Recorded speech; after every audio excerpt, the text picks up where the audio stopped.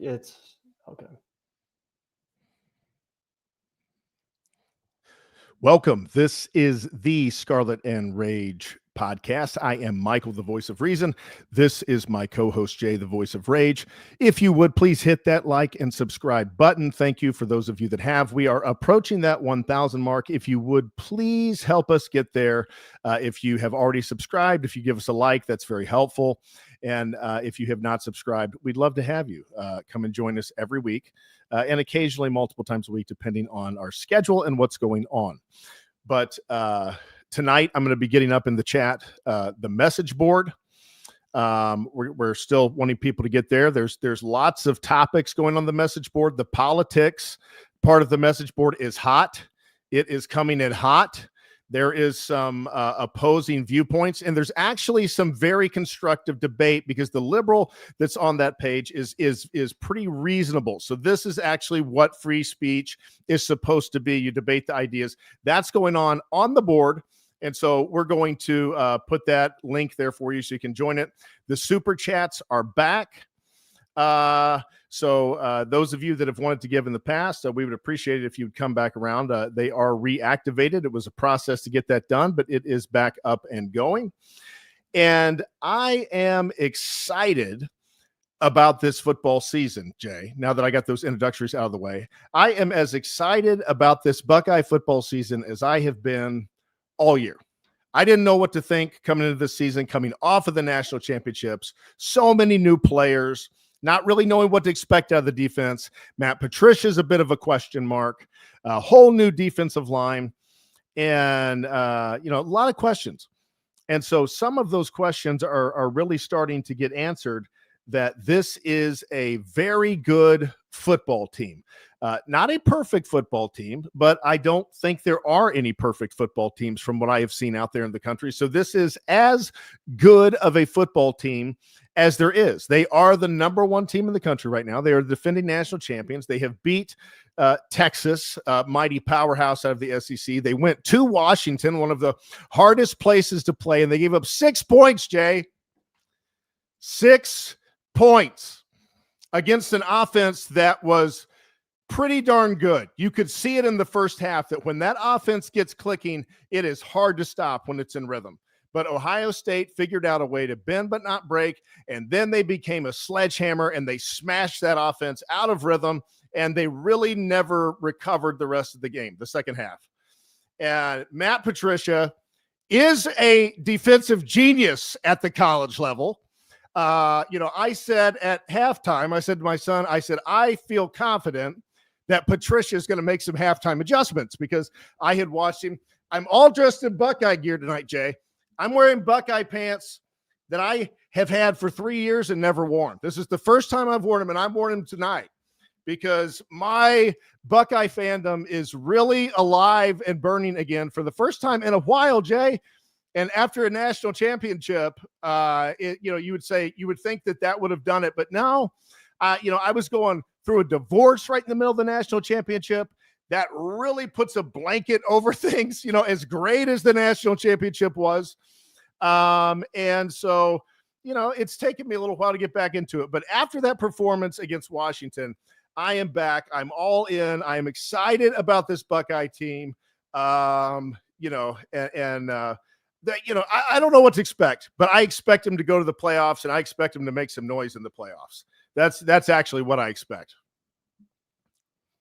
Michael, I will say that, I was really second guessing you, but you did call that we were going to basically shut down their offense. You said they would only score 13 points. Well, they only scored 6. Yeah.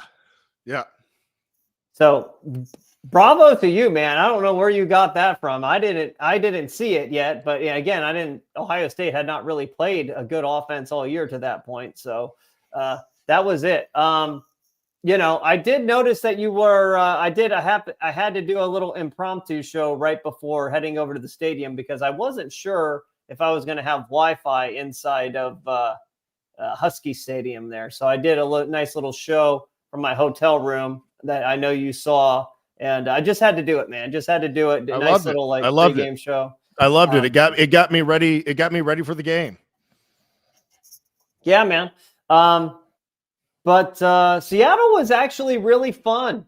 Actually, it was actually a really fun time, Michael. Just to recap that trip, that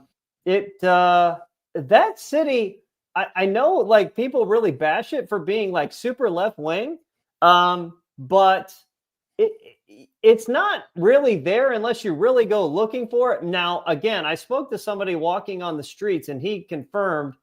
By the way, he was like from Cincinnati, but he was like Really? off and on from like he worked there for a couple of years, Yeah. but he worked. I don't know what I didn't ask him what he did for work, but he said he arranged for that trip to like go back to Seattle for the week and work. So I assume he went to the game, but he stopped us on the street and let us know that he believes that during cruise season that they clean up the streets and stuff. So Seattle was awesome. I went to the fish market, the public fish market or whatever. That was kind of cool. Saw the second ever Starbucks, and I don't even drink coffee. I just decided to go. That's cool. You saw the second ever Starbucks? Right. Yeah. I guess the original one was demolished like in the 70s or 80s. Oh, is that the one that Pike's Place came from?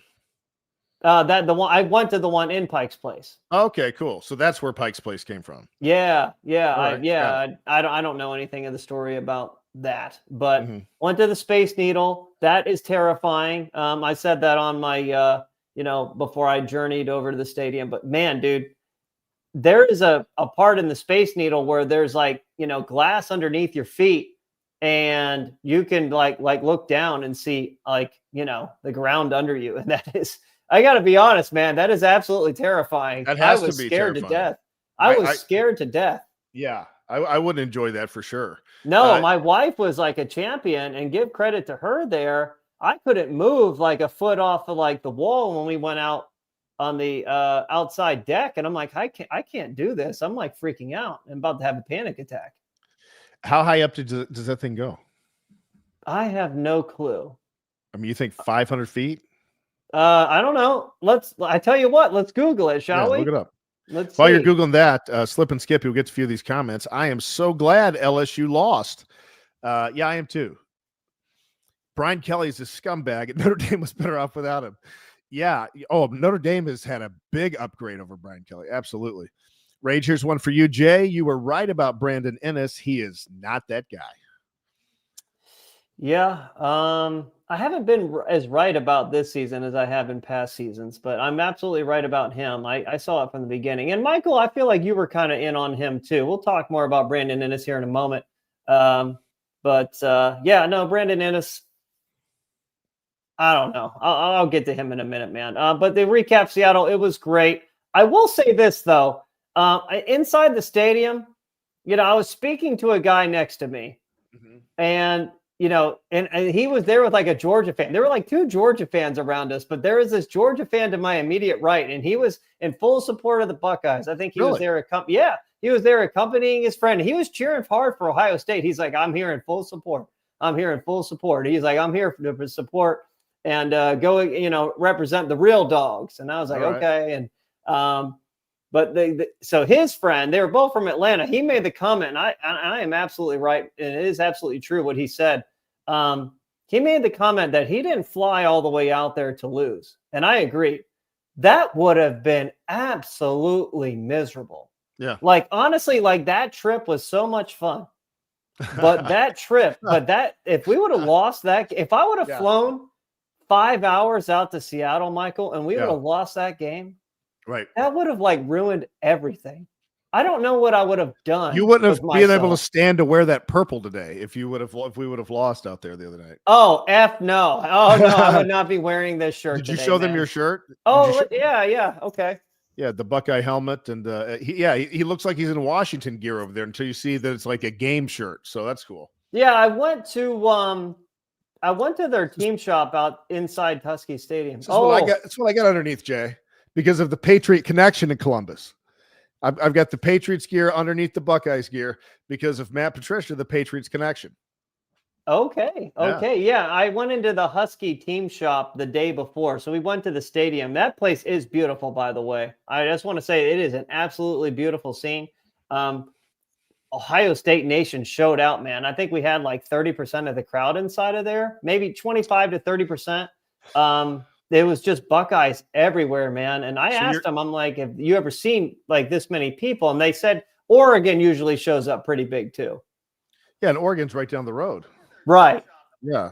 It's like 4 hours away. So, but it was cool to like walk on the dock of the Sailgaters, the Sailgaters, like they have a whole bunch of boats out there, like, tailgating, but it's like sailgating is what it's called. Got it. So that was a cool experience there. But big win. How about we get into the game, Michael? Yeah, we get into the Jay. game? Yeah, let's get into it. So big win. We snapped Washington's 22-game home winning streak and their, I believe, 18 possessions in a row scoring streak. Michael, I think about this some. I love going into Washington's home field and getting done at the end of the game and basically just knowing and them knowing and everybody knowing we're just better than you. We're just quite a bit. We're just much more talented and better than you. And one thing that doesn't happen to Ohio State, and again, it's not like often we play Washington.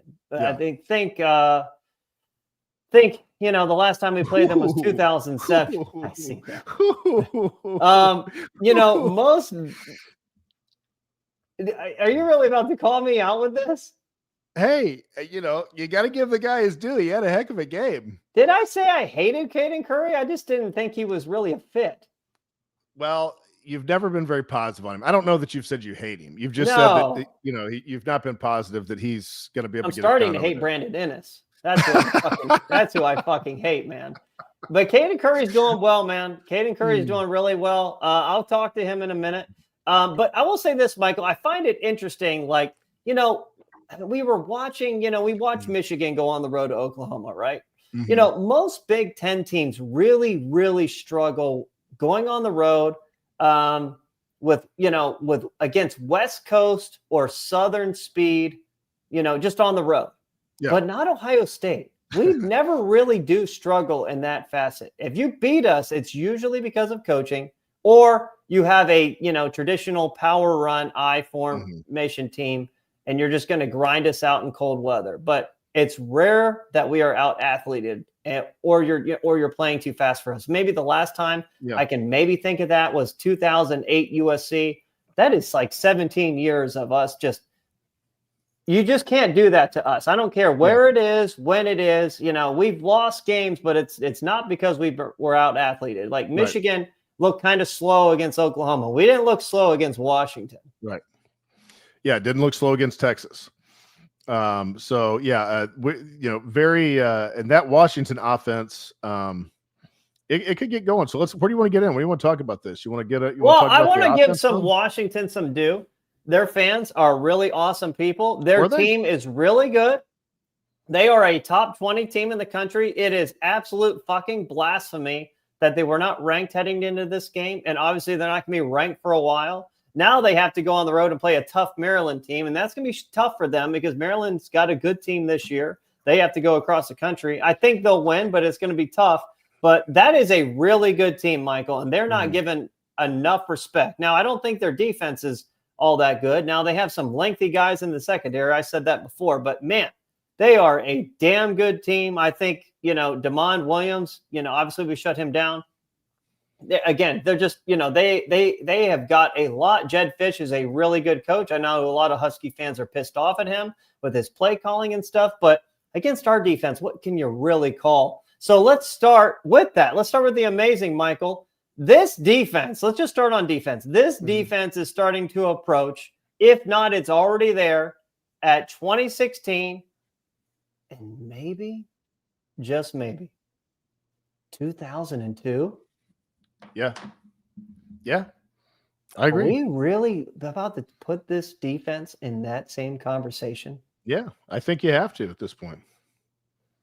DeMond Williams, like I just said, did absolutely nothing on the ground. And they really didn't try to use him on designed runs, which I kind of predicted. I do believe they knew it was pointless to try. And they didn't want to injure their star player, for the rest of the season. But my God, we absolutely fucking shut him down. The tackling is the best I've seen since 2002. I think they tackle better than they did in 2016. They are physical. They have the best linebacking core in the country. Arvell Reese is looking like a first-round pick. Have fun in the NFL. It sucks we only really got one season with you. It really sucks.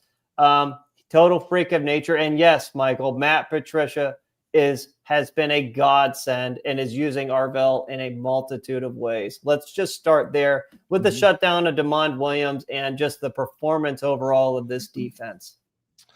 Yeah, I mean, Williams, you're right. He is dangerous. I mean, he is lightning fast. He's very small, but he is lightning fast. And so very hard to contain. He's going to give a lot of defenses a lot of problems this year. Hard to contain, and can use him in the run game. And man, does he have extreme quickness and shake to him. I mean, he can just move like boom, boom, boom, boom, boom. Sling it though, too. The thing is, like, is Kyler Murray. He can actually sling the football, man. He can really rip it. And I think he runs better than Kyler Murray ever could. I think he's more electric than Kyler Murray in the run game. He might. I don't know. Yeah. He doesn't have the power that Kyler Murray had, but he has more burst, I think. Yeah, I don't know. I mean, 6'7" is half of the other. I don't know, man. He's pretty amazing player, and we just completely shut him down. Pull up that comment by Bootzilla at the bottom there. I want to address that. Yes, it's better than the 2019 defense. I think, me and Michael have touched on this before. I thought that 2019 defense was overrated. They were very good, but oh man, the top of my mind, who was our defensive coordinator that year? What was his name again? 2019. Was that Kerry Combs? No. Kerry Combs was after that. Man, Jeff Hafley. Oh, Jeff Hafley. I didn't like his defense that year. It was too soft. It didn't blitz enough. And they were too slow in the linebacking core. You can't play Tough Borland there. Borland was such an albatross. Just in the 6 years since that, like, Borland would get destroyed in today's game. The game has changed enough again in the last 6 years that you just can't have a linebacker. Well, he was getting destroyed then too. Well, he was. Yeah, I know, but he would really get destroyed now. I mean, it's hard to believe that he was getting by with it then, but that was a huge weakness. And, Hafley, he got a lot of praise. He had a lot of talent, outside of Borland being a big weakness at linebacker. But Hafley, he never did well anywhere where he went after Ohio State. So, I mean, I can't conclude that he was some great coach. I mean, maybe his schemes just, he really fed off of Chase Young just being like a Super Saiyan 4 for much of the season. And then I don't know what it was. Teams just started to block him. They just started to block him. And you kind of see in the NFL, he's kind of tailed off. I mean, arguably, he's been a bust in the NFL. I don't know if that's because he's been hurt more or he's just not performing. But, I mean, if Chase Young and bust are in the same sentence, I don't know if it's because he's not performing or injury, but it is a real thing. But that 2019 defense just didn't have great speed. Remember that, Travis Etienne scored on like that screen pass. Like that pass, that play doesn't happen against this defense. This defense tracks him down. That defense was a little too slow to stop it. So, that defense was good. It wasn't great. You know what the first warning sign with Chase Young was, Jay? It wasn't a, oh my gosh, he's going to be a bust, but it was a little bit of a warning sign. He ran a 4.91 at the combine.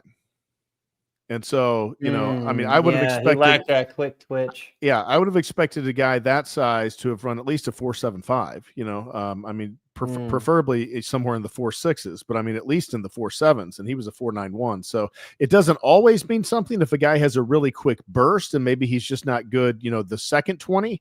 But it certainly was a little bit concerning, and or at least I was surprised by it. And he hasn't panned out in the NFL at all. It's been a combination of not performing and having injuries. So, yeah, I don't know. There's been comments that he's maybe kind of lazy. I mean, I have no idea. I don't know the guy. I don't really care. Usually when Ohio State players go to the NFL, I kind of stop following them. I mean, I kind of follow them some. Jackson Smith and Jigba, by the way, was on the sideline. He wasn't playing? No. He was on the sideline at the game. Yeah, okay, cool. Yeah, I saw him. Yeah. But he has turned out to be a good NFL all of our Buckeye in the NFL. Yeah, absolutely. All of our receivers Smith and Jigma's, but I mean, he's really legit. I mean, he's a good receiver. Yeah, I know people are don't like Marvin Harrison as much. I mean, I think he's doing fine. He's not doing great. He's doing fine. Jay, and that's why the Bengals are where they're at, because they don't have the foresight to trade up a few picks and get a Jackson Smith and Jigma and let one of those expensive wide receivers go and get an offensive line that can block for your quarterback so he's not out for the whole year and the season's not ruined. And it looks like they're going to lose tonight, by the way. Of course they're going to lose tonight. And who cares? I hope they lose every single game. Dude, you are very upset with single them. Wow. game. I want to make a comment about one player, though. So moving on with the defense and just the great news.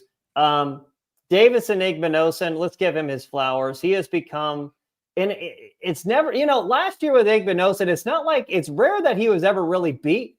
Like Denzel Burke would get beat like a drum. That didn't happen with Igbinosun. He just would never turn the fuck around. Just turn around and make a play on the ball. He's turning around now, and he has become a top 4 corner, if not the best corner in the country, Michael. He completely shut down Denzel Boston, completely shut him down. Denzel Boston, he'll be, I'm not saying he's a first-round pick. He's an NFL receiver, and Igbinosun shut him down. Just amazing. Yeah, no, I mean, our defensive backs, we've got a lot of talent back there. You even had Scott from Springfield coming up and making a big hit in the special teams, another one of those highly rated defensive backs on that Buckeye roster. Beautiful play, by the way. Yeah, and so, very, very happy with what I've seen there. And just over the moon with Matt Patricia. Love the approach, love the adjustments he makes. And love how these guys just really seem to be confident in what they're doing out there. And I have to give that to the coaching. And I'm glad that Jim Knowles left so he could go to Penn State and lose all the big games again. My gosh, Franklin cannot win a big game. Franklin just, they can't throw the ball, man. I mean, James Franklin is I feel like they threw the ball pretty well with Sean Clifford, and I don't know. I forget exactly what their problems were back then. I feel like they had better teams with Sean Clifford, to be honest with you, rather than Drew Aller. Drew Aller's just not very good. No, and people are like, oh, he choked. No, he didn't. He just sucks. Yeah. To choke, you actually have to have expectations of being good. I never had expectations of him being good. I've always known he's not very good. He's below average. And because of that, I don't consider him choking. I consider him doing what he does, and that's not being very good. He's had a few, at least at throwing the ball. He's had a few flashes, Jay, out at the USC game. He, had some nice 3rd and 4th down conversions to lead them back to a win in that game. But for the most part, he's just not been good in games that they need to win. And especially not the biggest of the big games. He has failed in all of those, as has James Franklin at a unbelievable rate. How would you enjoy being a Penn State fan under James Franklin, Jay? That would drive you nuts. Well, dude, it was driving us nuts because up until the playoff last year, that's exactly where we fucking were. I we know, were there. I we know. We were there, Michael. It was fucking driving me crazy. I felt suicidal. But think about living there another 4 or 5 years. I mean, we were there from 2021 to 2024. That was a long time. Maybe 2020. Actually, no. I would say 2019 to 2024, man. Really? I mean, with the exception of the one Clemson win. Yeah, the exception of the one Clemson win, we were there. I don't have to imagine, man. We were there. We were in that. And the Utah win was fine. I mean, that was nice to go beat I the didn't Pac-12 count that. camp. That was no. I just counted it as nice. It was nice. The Missouri loss was terrible, but anyhow, So we went through that. But Ryan Day has turned a corner, and Ryan Day watched our show and fixed his problems. That's right. Watched our show. We've said over and over again what he needed to do to win, and he did it. He watched our show. Yeah. He started nutting up, and that's it. Addressing Caden Curry, Michael, dude, yes, he is an animal. And honestly, dude, it doesn't make sense to me. What is his position in the NFL? Because he doesn't pass the look test at all. He just makes fucking plays, man. He's just super Herculean strong. Fucking gets in the backfield. He doesn't miss tackles. I made it a point. I said it, Washington State and Colorado State had chances at DeMond Williams in the backfield in their games, and they couldn't finish plays. We finished our plays, and we fucking killed him. I said, I even was yelling in the crowd, kill him! Fucking kill him! Kill him! And we did. Hey, Jay, there's a guy, a film guy. He's called the film guy or something. I've heard of him. Okay. And he's somewhere down in the South. He's covers a lot of SEC teams, and he was doing the Ohio State, Texas breakdown of our defense, and and he stopped and he said, well, that number 8 is a stud. Who's number 8? And he said, Arvell Reese. He said, man, that guy is good. He said, he's one of the best football players I've seen in a while. Yeah, no, I mean, our linebackers, man. I mean, Alex Stiles, I mean, he's good. He lacks twitch, but he's like I've said it for a while. He's sometimes kind of looks like a fish out there, but again, you can't knock like his size, length, and overall speed. And he is physical. It just, he doesn't like get to the ball as fast as Arvell. Arvell is just I tell you what, man, when it's all said and done, he might be our best linebacker of all time. Yeah, I mean, Jay, I don't always get it right, but when I do, it feels good because I saw Arvell Reese last year. I've been on the Arvell Reese. I've been beating the Arvell Reese drum for a while, just like you have been beating to get Ennis out, and give who is your man that you're wanting in? Behind Graham. Yeah, Graham. You've been beating the Graham drum. I was beating the Reese drum. He needs to play because I watched him in a Marshall game. I was sitting in the end zone, and I just watched the way that he reacted to the football, the way he filled the gaps, and I was like, this guy, I think he at least he actually had a legit NFL linebacker in front of him and Cody Simon. Like, Cody Simon was a damn good linebacker. He was. Man. He damn was good. Cody Simon's very good. It's just that Reese is better. He's going to be better. Enjoy Reese, while he's here. I'm actually looking up Cody Simon's stats. Has he played much? He's playing some. I don't remember where he went in the NFL draft. The third round or so. A couple things with this defense, though. I still want to see better pressure from our front 3 and 4. A lot of sacks from us didn't come until like the fourth quarter, I believe. And it was because of coverage, not because of our guys beating their guys right away. Now, I do understand there was a must rush a lot of times with Damon Williams to keep him contained. But this is a problem we've had really all season. Now, I against Ohio, we did a little bit better, but our first 2 games really weren't generating a lot of pressure there. The Washington coach even confirmed that. Jed Fish even said, like, hey, their coverage was just so great. DeMond had to hold the ball for a long time, and they eventually got to him. Another thing, I want to see more of when we go against mobile quarterbacks is more single high safety with man underneath.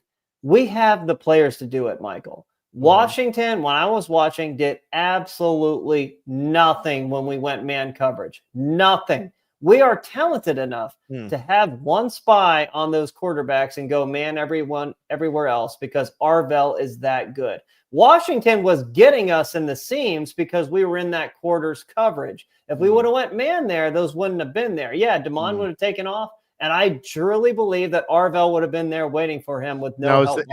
Is that one of the second half adjustments he made, doing more of that? We did that at the goal line. Every time they got close inside the 10, we went man, and they never came close to scoring. Once they got closer to, again, obviously that you had the back of the end zone as your friend, but again, those slants weren't there. The seams weren't there, which, it's not like a Washington was like bombs away at any point in the game. But again, and then one last thing, I still worry about the defense against pure power run. As we all know, Texas was able to run the ball pretty decently against us.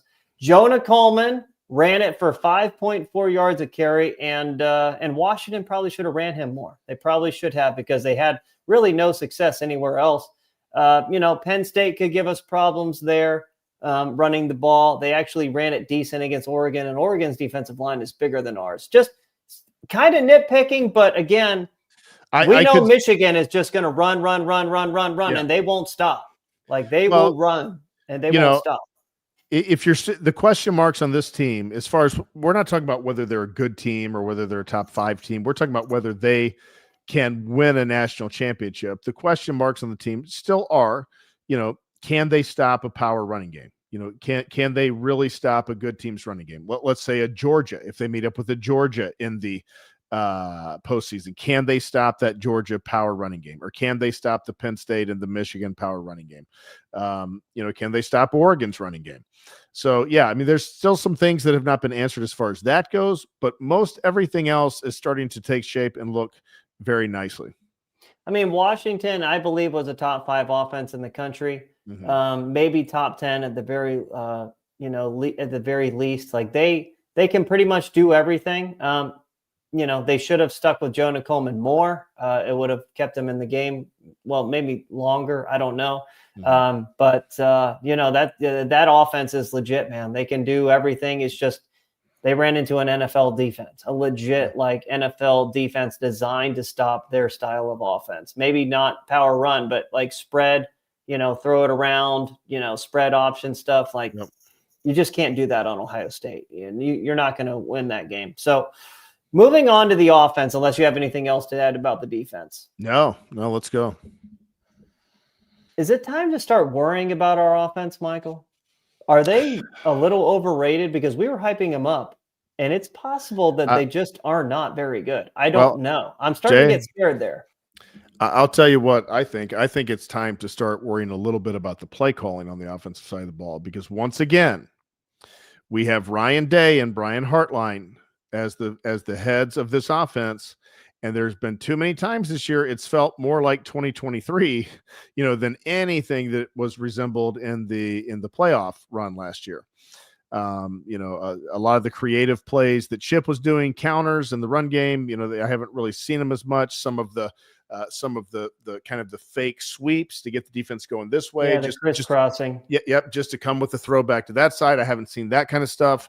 And so I did see Ryan Day come out with one of his crossing routes again in the second half, or maybe it was late in the first half, which was a nice adjustment. Thank God we saw some creativity. Got Jeremiah Smith open for the touchdown. Yeah, Washington went zero coverage and didn't press. How do you go zero coverage and not press? That's so odd. Yeah, I mean, he just did the crossing route, was gone. And so there were some adjustments made, thankfully, in the second half. But it is not, if there's another area that I don't have total confidence in, is the Hartline Day combination at the helm of the offense, because in 2023 it just never looked great. And there's been some of those same shades of it, very unimaginative play calling at times, very predictable, wanting to run the ball too much. When we were passing when he finally was forced to start passing the ball, we started to move the ball. So I'm hoping that they're taking notes, and Ryan Day will understand that his teams tend to pass the ball in order to run the ball. And quit trying to do this run the ball so much stuff, like on first down and even second downs, and getting the young quarterback in 3rd and 6 and longer, too many times.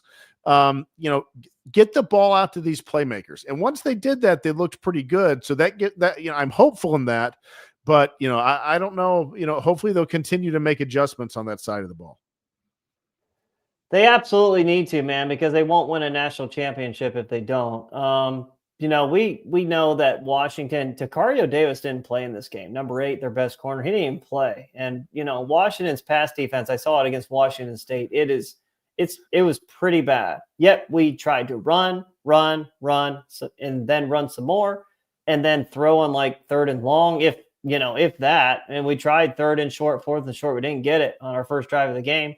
That, in my opinion, that's not how you help a first-year starting quarterback. You help a first-year starting quarterback by giving him easy throws and getting him into a rhythm. They didn't even try and get him into a rhythm early on in the game. They just didn't trust him at all. It's like they don't trust him, and they're scared to death. The downfield passing game is just not there. They didn't throw past 25 yards the entire fucking game. Dude, stop with the fucking hard play action. Stop. And then go back to traditional dropbacks so he has more time to scan the field and survey his options. Because it is my belief, if you're going play action all the time, it kind of takes away the time you have to throw the ball, because the team that gives the defense more time to get upfield and get after the quarterback. And it's not like Ohio State was running great in this game. They ran it solid, not great. No. And to do that kind of like play action power run game, you have to have a really, really, really good run game. And Ohio State doesn't. It's we won the title last season, Michael, by abandoning, not abandoning the run game, but we won it last season throwing the ball to set up the run. We are not a power run program. Ryan Day has got into his pre-playoff shell of trying to be a power run team when we aren't. It's never been our identity under Ryan Day outside of 2019, which is really the statistical anomaly. I got an idea. Can we stop being so freaking fascinated with, the big tight end, the Kesmerick that, is such a great blocker that Ryan Day wants to talk about. And the tight end coach says he's the best blocker in America. Like, that's great. But why don't we get back to having the tight end go out and catch some passes? Because you got a very capable one there in Max Clare, and throw the dang football. That's what I was saying throughout the game, Jay, is I was texting people, throw the football. It was obvious. And so I know if it's obvious to a dummy like me that Ryan Day needs to be picking up on this and trusting his young quarterback. And hopefully in weeks to come, he's going to start to do that. Yeah, man. I was talking to people inside the stadium. Hell, this like old lady in front of me. I was in line, like in the concession. I was talking to her for a moment, and she, I was like making comments to my dad. She was like, yeah, like this is ridiculous. And blah. She was like fucking on fire, man. But I'm like, hey, like I would like to have this conversation with you, but I'm talking to my dad right now. And she's like, oh, okay. So I didn't, but which, by the way, off topic, man, or, the Washington fans were really cool, right? Yeah. Outside of one person. So in that exact line, I was waiting, I was like, I needed another drink because I probably had too many there, man. I was like, man, I am starting to get fucked up and I need to fucking stop drinking. But be that as it may, I was in line. The second half started. I'm like, fuck this. I need to abandon ship and go back out there and watch the game. So I leave the line, and I apparently cut off some like Washington fangirl. I almost bumped into her. I was like, hey, I'm sorry, and she's like, oh, that's fine. So I'm like, we're moving. And she's like, hey, can you like let me go in front of you so I can get back with my group? And I'm like, huh? And she's like, yeah, you like cut in front of me and apologized and everything, but I couldn't get back with my group. And I'm like, how the fuck am I supposed to know you were with a group? There are 70,000 people in this freaking stadium. And then, she tried to say something else. And I'm like, chill the fuck out. Like, what the fuck is your problem? Like, fuck off. So I don't know. That just kind of pissed me off. So other than that, they were a cool bunch. I'm surprised they were really cool. I'm surprised by that because they were really not a cool bunch online when they were joining the Big Ten. Well, you have to understand something. We had a lot of fans there. So like, what were they going to do? It's not like they could bully us. We had like 30% of the crowd, and we had, Buckeye Nation traveled well, dude. I on more off topic. So we were at like, on the dock for the sailgate, and dude, this like ferry comes in.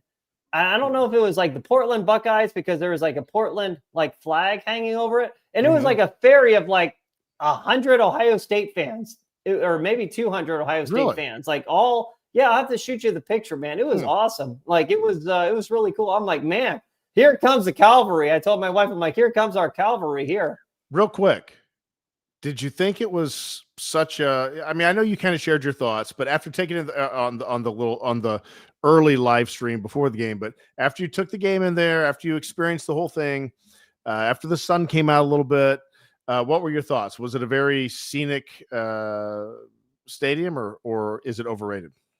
No, it actually, honestly, Lane Stadium is overrated in Blacksburg, Virginia Tech. I thought that is a very overrated place. Like that, it's kind of cool to see the mountains in the background, but like number one, getting out of Lane Stadium is a bitch. You are there for hours before you were able to drive off. It is a fucking nightmare. I've driven through there. That sounds so horrible to me. Oh my God. That sounds so horrible to me to live back in that part of Virginia, like in nothing in the mountains. Like, oh, no, thank you.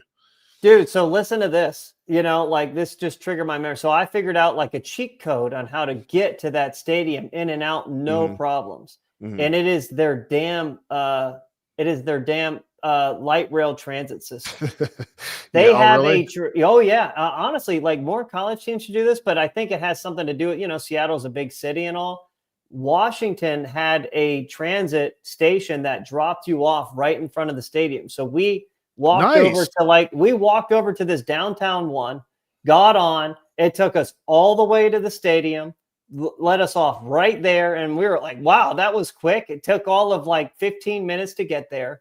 And then from there, we were able to get on right away, like after the game. So literally 20 minutes after the game, we were at our stop. Like, we went to like the Ohio State bar after the game, which, was kind of overrated.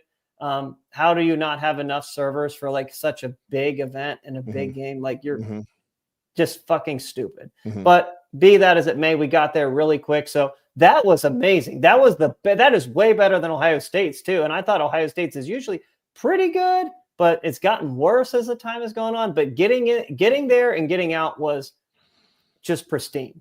Well, it's always great to have good public transit. I rode public transit about a month ago or so when my girlfriend Caroline and I went down to Atlanta, and so we rode the MARTA. Yeah, and it was either like somebody came and picked us up, and it would take them about an hour and 15 or 20 minutes each way, so 2.5 hours on the road, or hop on the MARTA right from the airport and be at their, right down the road from their place in 20 minutes. And so good public transit can save a lot of time in certain cities. It really does, as long as you're not getting stabbed. Yeah, as long as you're not getting stabbed. We were kind of like, I knew that wouldn't be a problem. And honestly, dude, that public transit, like, you didn't have to pay for a ticket. Like, no one is checking your ticket. You could have just hopped on that train and been fine. It would have, you could have just literally gone over there for free. So almost the honor system, huh? Yeah, pretty much. So let's move on to Julian Sandman. He's kind of hard to read, Michael. Like, he doesn't really throw great on the run. He throws good. I know he had that one skip pass to Brandon Inniss, but then he completed a couple others. So it's hard to really read him there, but we do know that he really can't run. A QB with decent speed and physicality picks up that first down on the second drive of the game. He's kind of slow, similar to Will Howard, but he's not nearly as big, and he doesn't run with power. So, that really, stopped us on that. I think it was our first drive of the game. So I don't know, man. I don't know what to think of him. My take on him, Jay, is he's a bit quicker and I think a little faster than Will Howard, but it's irrelevant because he's so small. Ryan Day is not going to want him out there running. And he doesn't, it's not like he's fast enough that he's probably going to be able to like be elusive and evade tacklers. I think he's fast enough that he could pick up yards at times, but I think Ryan Day's history with quarterbacks would tell me that he absolutely does not want him taking off and running, because he hasn't wanted any of his quarterbacks, including Justin Fields, to do that. And I would imagine with his stature being a little smaller, a little thinner framed, he's not a big guy, that he certainly is very much coaching him to run very little. And that may be smart because, like you said, he's not a big guy, so he's not going to be able to endure probably too much pounding in the run game. And the play calling is doing him no favors either. Like not one fucking deep throw to like back Washington off and at least get them to like think about going deep. That's like, you have fucking Jeremiah fucking Smith and you're not throwing deep to him at least one time. That's just so ridiculous. I know, but I was just glad when they started throwing it. I looked at Smith's numbers, like 8 catches for 81 yards or something like that. And it's like, that's a good day. But I mean, if they would have cut him loose, I mean, he could have had 8 or 9 catches for 120 or 30 yards. But it was all little short stuff to him, which tells us they still don't have faith in that part of the offense in a big game. I mean, that's the only thing I can conclude from it. Yeah, and the run game, I think, is solid, but they still continue to force feed James Peoples at times. And I believe James Peoples is starting to remind me of Maurice Wells, 20 years ago. If you remember him, he was like the backup to Beanie Wells. Mm-hmm. And it's like, why the fuck? Like, those scat backs just never work at Ohio State, man. They just don't do well here. Like, there was another one under Urban from North Ridgeville, Ohio, up by Cleveland. Demario McCall. Yep. That was another one. He's probably a bit smaller than even Peoples, but another scat back that didn't work out at all. Yeah. And he was quick and fast too. But yeah, man, I don't know what it is. Like, we don't use them well. We historically have never used them well. And I feel bad for James Peoples. He picked the wrong college to go to. He's third on the depth chart, but he should not be getting carries anymore. He doesn't really give us anything, and he you know what the scariest thing is? He doesn't look all that fast. It's like Washington would make plays on him right away and get him to the ground. And it's like, shit, man. If you're not all that fast, you got to break tackles, and he's not doing that. Yeah, I mean, James Peoples probably just needs to transfer at the end of this year. I'm not being Yeah, mean. he I'm not does. being mean. Nothing against the kid. He came and wanted to be a Buckeye, and I give him credit for that. But he just, he's not going to be in the lineup, and he doesn't need to be in the lineup. And so, yeah, I mean, I think it probably that may be something you see out of him at the end of the year, because it's pretty clear he's just not an Ohio State level back. No, he's not. And, we mentioned Brandon Inniss, but dude, I am beyond done with Brandon Inniss. He is approaching Dane Sanzenbacher levels of bad. He fumbled the punt return. He only makes plays because people are so afraid of Jeremiah and Cardell and pay extra attention to them. And he's like kind of wide open, but he doesn't really break anything or make anything really explosive happen. Where the fuck is Mylan Graham? I am continuing to beat that drum. Yeah. Fucking bring in Mylan Graham, damn it. You motherfuckers. We're going to fucking not win the national championship with this shitty play calling and fucking playing people that are just not Ohio State caliber people. James Peoples should not be getting carries. Brandon Inniss should not be getting receptions. He should not be fucking returning punts anymore. Why in the fuck is Caleb Downs not returning punts? Yeah. He had our punt return for a touchdown against Indiana last year. What the fuck, man? If you want to know, honestly, Michael, how to make games easier and make it really, really fucking simple, just call the same exact fucking game plan you did against Grambling State that you did. Do that against Washington. Don't be a scared bitch. Now, I'm not trying to be pissed off, but I'm getting fucking pissed off. Well, think about it, damn it. Motherfucker. It's true, though, Rage. He doesn't trust that part of the offense yet. He wanted to do it against Grambling because he knew there was nothing to lose. And Ryan Day is really very conservative by nature. He's very Jim Tressel-ish by nature in the way that he approaches some things. It's my hope that as he's getting some games underneath him now, he is going to start to open it up, and that what he did in Grambling is where he wants to get to by week, 6, 7, as they start getting into the meat of the schedule. That's my optimistic take. We'll see if that is the case. I'm surprised you're so hard on Brandon Inniss. I mean, he's got 8 catches for 71 yards this year. Is that sarcasm? Yes. Oh, absolutely. That's what I was going to say. Like, what the fuck? Absolutely. What? Okay. Yeah. Okay. Oh, wow. Okay. Kind of funny, but I was like, what? Where are we going with this? Yeah. Fuck, man. I know you highlighted Aaron Scott. He is a beast on kickoff returns, man. The Washington back actually had that good return that our kicker made the tackle on. But outside of that, we shored that up. Aaron Scott, still needs to show it to me as a corner, but as a gunner on kickoff, he's amazing. So that's that. I don't really have anything else to add about this game. I was going to make a comment about something. Do you have anything else to add? I do not. I think we've covered it. We've looked at a lot of different angles, and we've had, I think, a great lively discussion about the game here. Yeah, so being in that stadium, man, was grueling for especially the first half. And I was so disgusted with the offensive play calling. We scored that touchdown with Jeremiah Smith, and I didn't cheer. I just kind of stood there.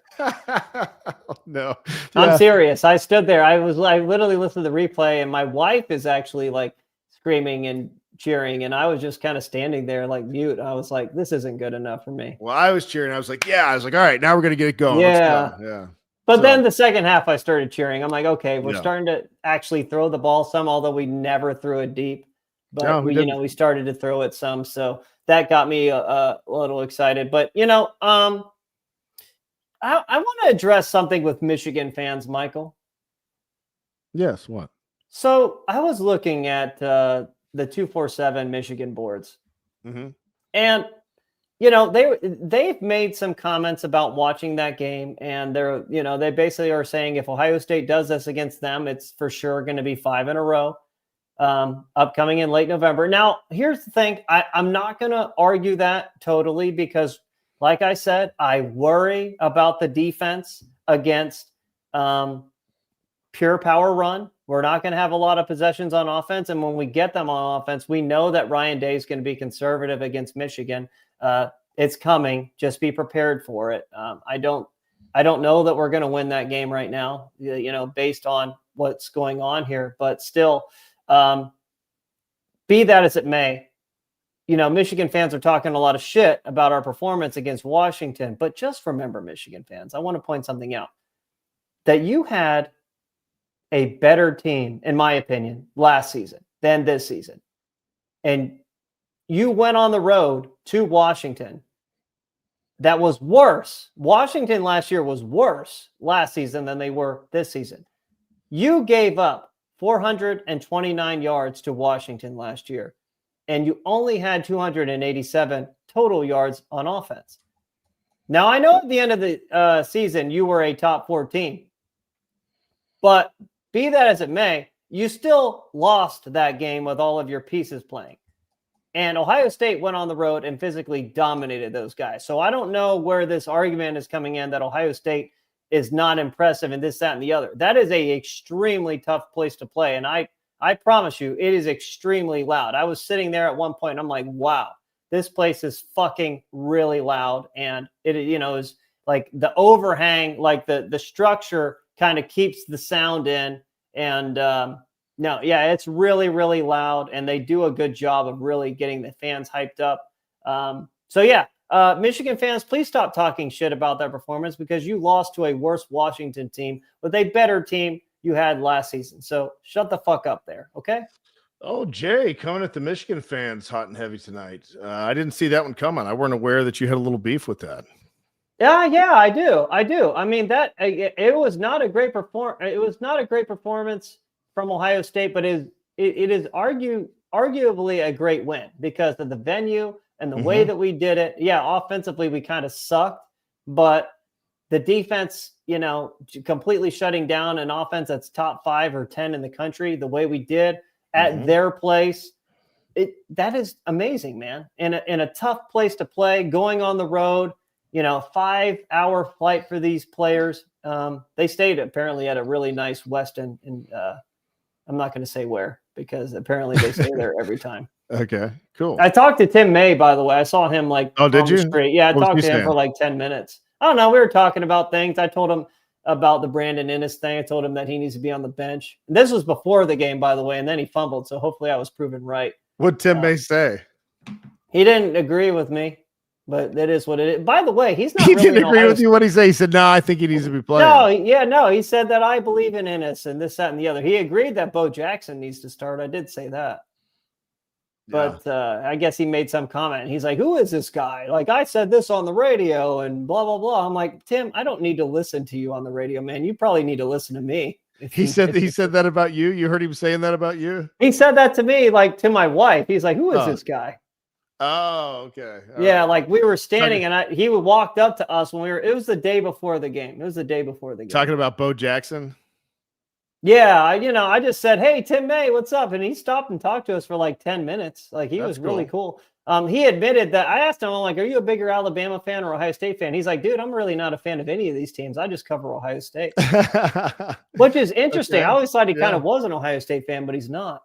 Wow. Never developed any affection or love for him over all these years of covering him.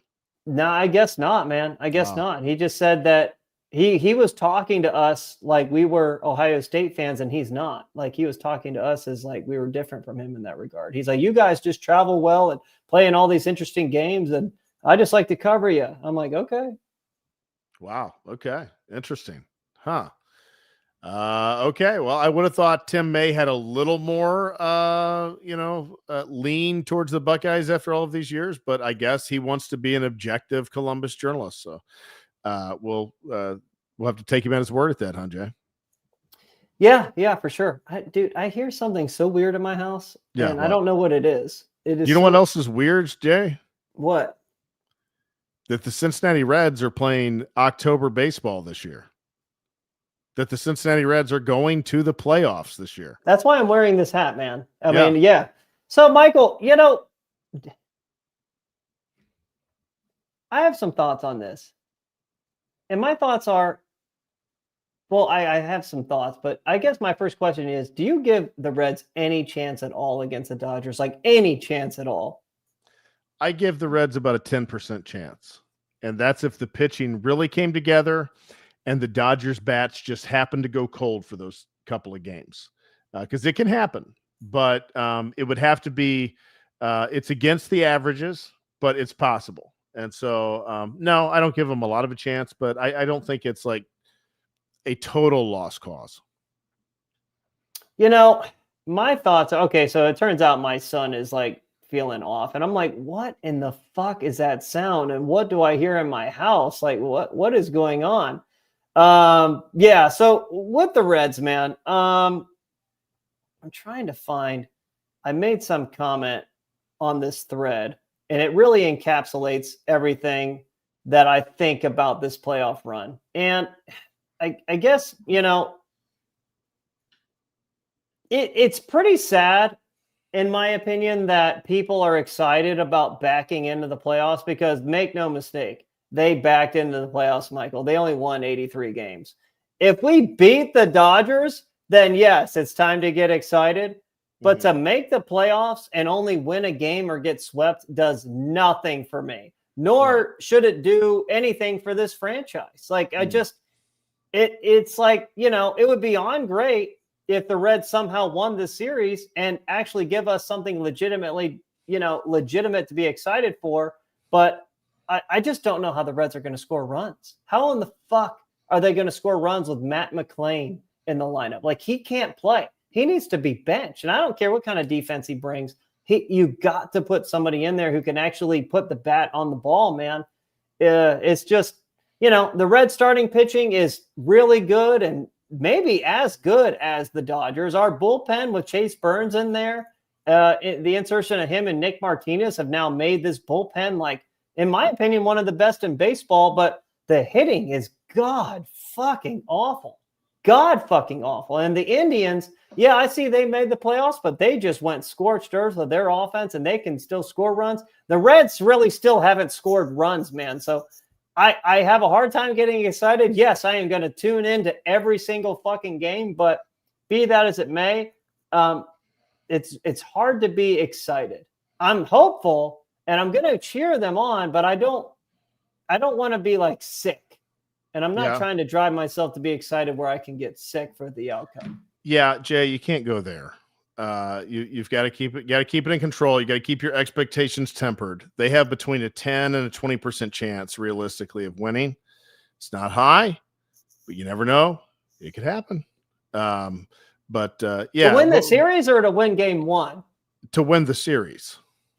And this is a best of 3 series. Yeah, so that's why I think they have a decent chance. They'd have almost no chance in a 7-game series. Right. But in a 3-game series, if the Dodgers bats go cold a little bit and the Reds can, play well, that's these kind of things happen all the time in baseball. They're not that uncommon. I mean, they're not likely for a much better team to lose a 3-game series, but it happens on a regular basis. Well, I guess my question is, Hunter Green's starting, but who is your playoff starting rotation? Like, I guess that Nick Lodolo would go game 2, but he did pitch that bullpen game on Sunday, and Andrew Abbott is like still, like, if he were to pitch on Wednesday, they're saying that's like behind schedule. So I don't really know. I mean, what do you do with the rotation, man? I don't know. They did save Hunter Green because he probably should have pitched twice at the end of the regular season. They didn't do that. So he's rested and good to go. We know he's starting game 1, but after that, it's kind of an enigma. Well, I think they're going to take in a series like this, he very well could take one of the other starters and make them into a reliever, that his appearance will come in, relief for 2, 3 innings, 4 innings, maybe even if they need him. It wouldn't surprise me if Francone did something like that. But we'll see. I mean, we know that Green is going to get on the mound, and he's been throwing the ball really well lately. And so if he can continue to throw the ball like he has, and the Reds can hit just a little bit, they really have a pretty good chance to win game 1. That, definitely with Green on the hill, I think they have a pretty solid chance of winning that game. But then they still got to win another one, and that one's going to be tough. And if they don't win game one, boy, that really makes it hard. Oh boy. Yeah. Obviously I'm going to be like in my, working tomorrow, counting down to that game. And I just hope that it doesn't make me sick to see what time is the game? It's at like 9. It's listed at 9, but I probably first pitch not until like 9:10. Tomorrow night. Tomorrow night. Yeah. Yeah. I'll be watching it, Jay. Yeah. I'll be texting you, man. Yeah. I'll be texting you and probably discuss. Do you think Matt McClain needs to go to the bench? I mean, I think he does. I just don't know how you throw him out there. I really don't. I think you have to play Sal Stewart. Yeah, I mean, Sal Stewart needs to be in the lineup. That's but like, sure. Where do you? I mean, he needs to go to third. But then it's like, then you take Brian Hayes out. Can Brian Hayes play second base? Why can't Sal just play first? Who's playing first? I think that's Steer. Spencer Steer's got to play first. Yeah, we don't really have a lot of athletic infield dudes. That's okay. So who you got? Who's playing right now? Like Austin Hayes got hurt, man, and that's another thing that really fucks with us, dude. Austin Hayes got hurt, so it's like I believe he was our right fielder, but if he's not in, I don't know. Like some people were trying to say Gavin Lux, you stick him at second base. Gavin Lux is an okay hitter, but he can't field for shit on the infield. So I don't know. Will Benson's got to play. I don't know who the Dodgers are pitching, but if they're throwing a right-handed pitcher tomorrow, you have got to play Will Benson. You have to. Yeah. Yeah. Let's see. Okay. Yeah, no, Steer's been playing left field. So Stewart played first base. Stewart, I swear he's been playing like some third. Let's see. Steer played first base one game, and Stewart didn't play that game. Yeah, so we're going against Blake Snell, who's a left-handed fucking pitcher, man. We're dead. We are not scoring any fucking runs. Lux played left field when Steer played first base. Yeah, okay. Yeah, that makes sense. Yeah, I'm pretty sure Steer can't play in the outfield, man. He's a fish out there. I feel like we're hypothesizing too much, and I don't know that our listeners want to hear this, but dude, Blake Snell is pitching. He's a left-handed thrower, so you can't play Will Benson. That goes out the window. If it was a right-handed thrower, then yeah, you play Will. Yeah, Benson can't hit lefties. He cannot. No, he can't play. So I don't know that. I just don't know how we're going to score more than 2 runs tomorrow, man. I just don't see it. I mean, Hunter Green is good, but he collapses every now and then. He's not good under pressure. Well, but Hunter Green is the most talented. Like, he throws the fastest, fastball in Major League Baseball right now, and he just lacks it up here, man. I have a feeling he could give up like 3 or 4 runs tomorrow, and that's all the Dodgers need. I'm interested to see. This is the future. This is who they've drafted. This is a guy that they felt was going to be an ace. Now he gets to go in LA and pitch in October, and so I'm not. I don't have great expectations for this team, Jay. I'm just glad they're here, and I'm interested to see what they do tomorrow night. Yeah, I'm kind of indifferent that they're here, man. It's just more of me to get frustrated watching them play. But Ohio State plays Minnesota this week. There's no any reason to talk about them. I saw them against Cal. They look slow, and they suck. I mean, Ohio State just should win, I don't know, 38-10. That's my final score there. Minnesota fucking sucks. I saw them against Cal. They are no good. I'm going to go very similar, Jay. I'm going to go 41-14. Okay. Yeah. I need to see the offense throw deep. I need to see the offense throw down the field. More. All right. I don't have anything else, man. Do you? All right. Nope. Appreciate you guys watching. We are out of here.